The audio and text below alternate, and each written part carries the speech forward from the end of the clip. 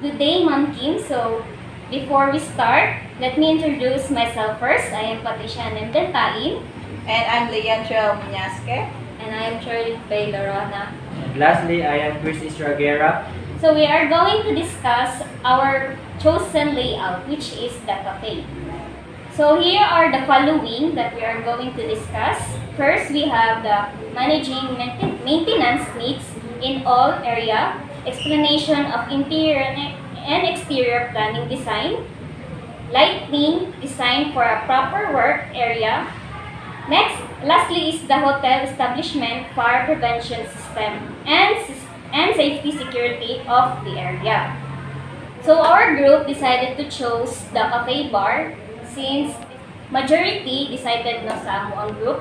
Then, so the cafe bar shop are renowned for being a place where you can acquire any kind of coffee, alcohol beverage, and related coffee beverage whenever you want and need them. Nowadays, a lot of cafe bar establishments serve meal, snacks, and dessert. Okay, let's proceed to the first topic, which is tackled by Mr. Guerra.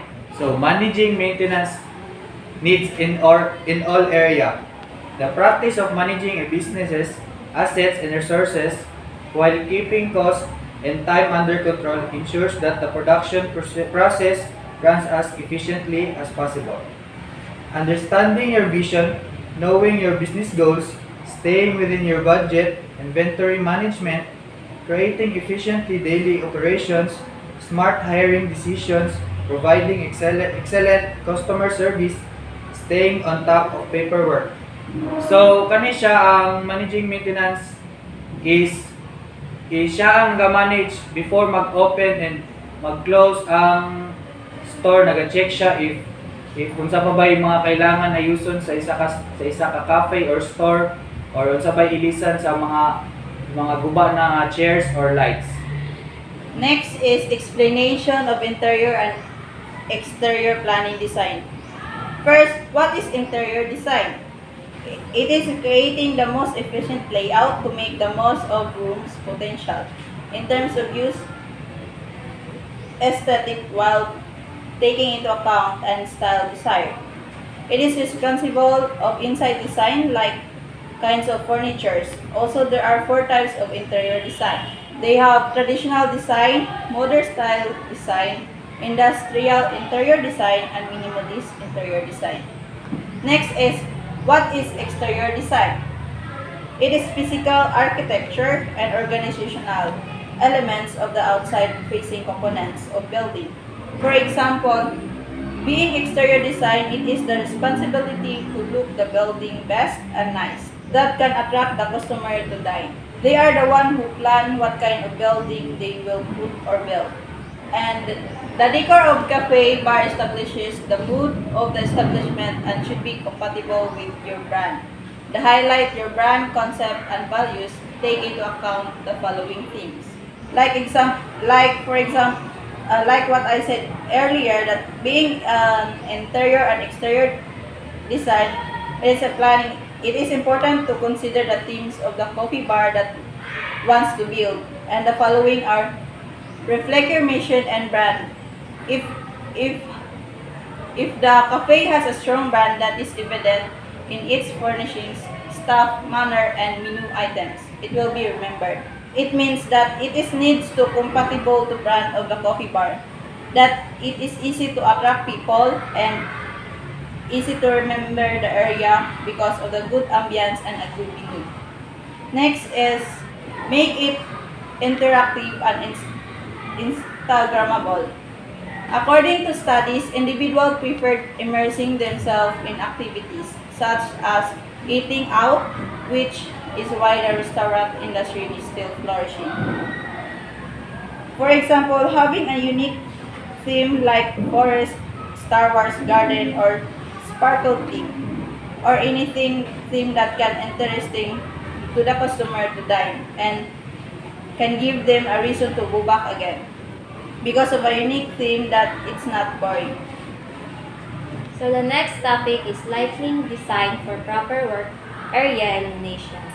So every venue has a specific lighting requirements depending on the environment.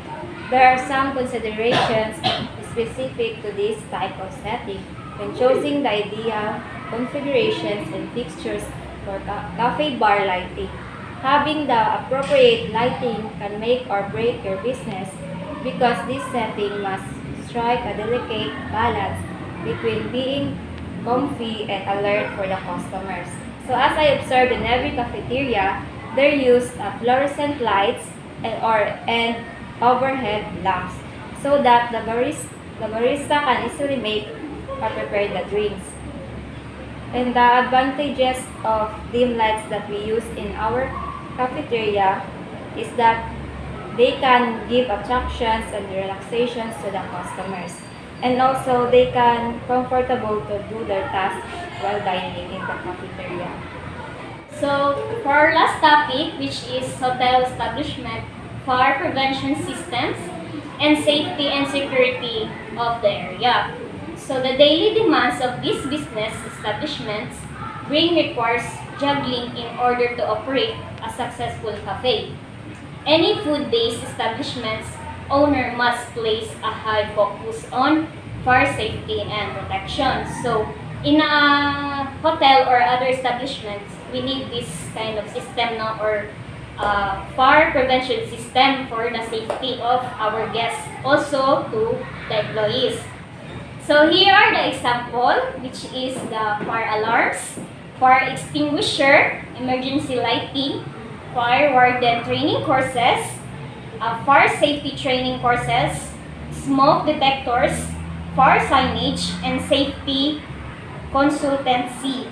So these are very important in the cafe, especially sa mga bigger hotel, no. So that is all. Thank you. Thank you, ma'am. Bye-bye.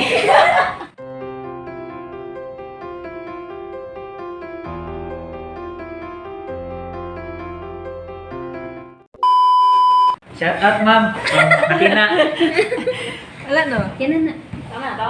Tama na to. Ako na edit na.